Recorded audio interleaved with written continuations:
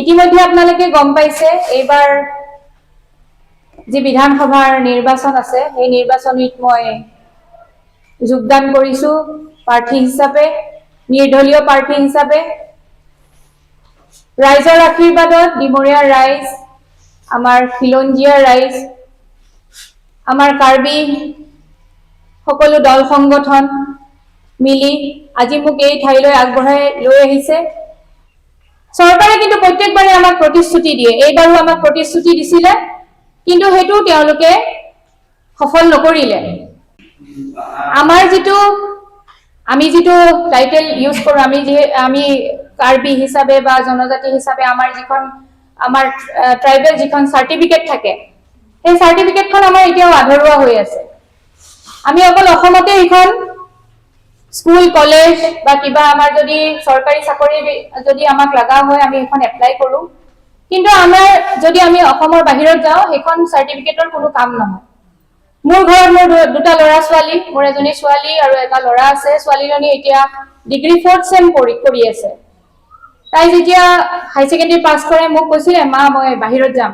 মোৰ বাহিৰত পঢ়িবলৈ বহুত মন আছে তাই তেনেকে মোক যেতিয়া কলে ইন্টাৰভিউ দিলে ইন্টাৰভিউ তাই পাসও কৰিলে কিন্তু তাইক আমি এডমিশন দিবলৈ নোৱাৰিলো কাৰণ আমাৰ যিখন এসটি সাৰ্টিফিকেট সেইখন আমাৰ যোগ্য নহয় বুলি কলে সেইখনে এসটি সাৰ্টিফিকেট আমাৰ নহব আমাৰ পাহাৰৰ যিখন এসটি সাৰ্টিফিকেট সেইখনহে আমাক লাগিব বুলি কলে কিন্তু সেইখন আমি যোগাৰ কৰিব নোৱাৰিলো যেহেতু আমি ভয়ামত বাস কৰো আমি এইখন যোগাৰ কৰিবলৈ নোৱাৰিলো তো হেতু মোৰ এটা খুব আছে তো মোক ডিমৰীয়া ৰাইজে মোক 14টা সংগঠনে যেতিয়া মোক এই প্ৰস্তাৱটো দিলে যে আপুনি এবাৰ এসসি কোটাত আপুনি এবাৰ আমাৰ ডিমৰীয়া সমষ্টিৰ পৰা আপুনি নিৰ্বাচনত যোগ দিয়ক নিৰ্বাচনত আপুনি প্ৰাৰ্থী হিচাপে যোগদান কৰক তেতিয়া মই তেওঁলোকৰ এই প্ৰস্তাৱটি মই গ্ৰহণ কৰিলো যেহেতু মই নিজে চিন্তা কৰিছো যে মই মোৰ ঘৰখনক মই যদি উদ্ধাৰ কৰিব পাৰো মই ৰাইজকো উদ্ধাৰ কৰিব পাৰিম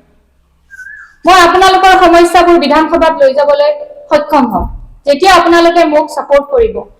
আপোনালোকে এতিয়ালৈকে মোক মৰম দিছে আশীৰ্বাদ দিছে তাৰ কাৰণে মই এইখিনি জায়গা আহি পাইছো আজি কিন্তু এইখিনিতে মই ৰখি থাকিব বিচৰা নাই ইয়াৰ পৰা আগবাঢ়ি যাব বিচাৰিছো আপোনালোকৰ যিখিনি আশা আছে মোক লৈ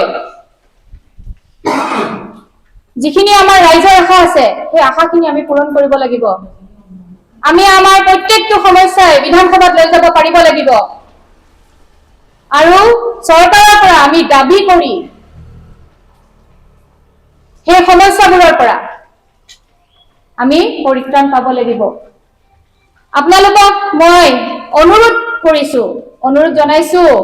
যে আপোনালোকৰ মূল্যৱান ভোটটি এই হীৰাৰ চিনত দি মোক জয়যুক্ত কৰক আমি আজি নিজা এজন কেণ্ডিডেট উঠাবৰ কাৰণে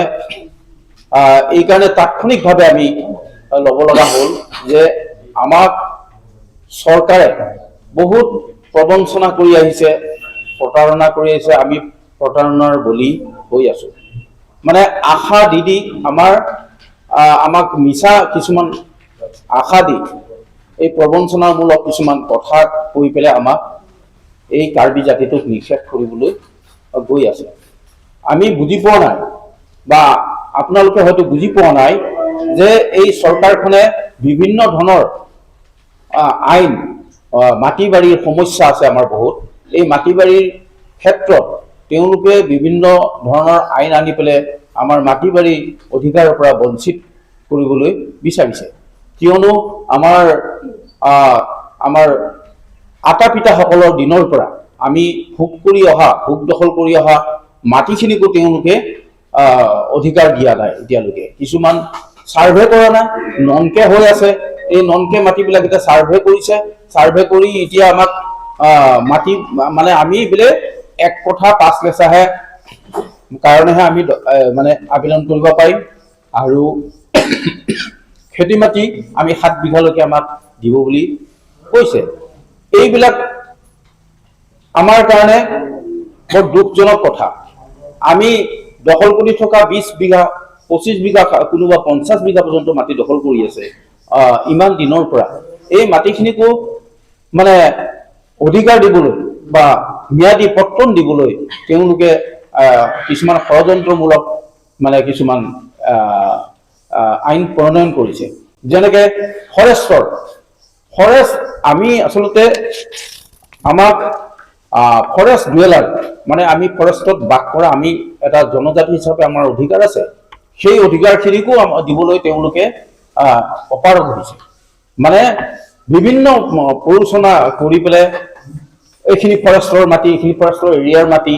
সীমাটোকো চমুৱাই নিদিয়ে। অথচ ফৰেষ্টৰ মাটি ইমানখিনি, আমি দখল কৰি থকা মাটিখিনি কেনেকৈ ফৰেষ্টৰ হ'ব? ফৰেষ্ট কেতিয়া আহিলে? কোন চনত আহিলে?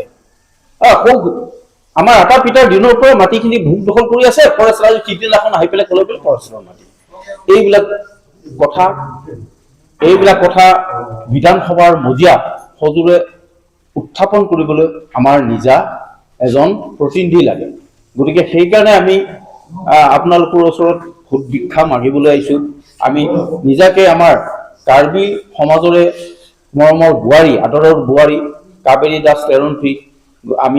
আমিয়ে মানে তেওঁক উঠাইছো যে আহক আমি লগত থাকি আমাৰ ৰাইজৰ আশীষ লৈ যাতে আমি ভোট যুদ্ধত জয়ী হৈ আমাৰ কথাবিলাক বিধানসভাত সাব্যস্ত কৰিব পাৰো, তাৰ বাবে আমি নিজা প্ৰতিনিধি আমি তৈয়াৰ কৰিবৰ কাৰণে আপোনালোকৰ ওচৰত ভোট ভিক্ষা মাগিবলৈ আহিছো।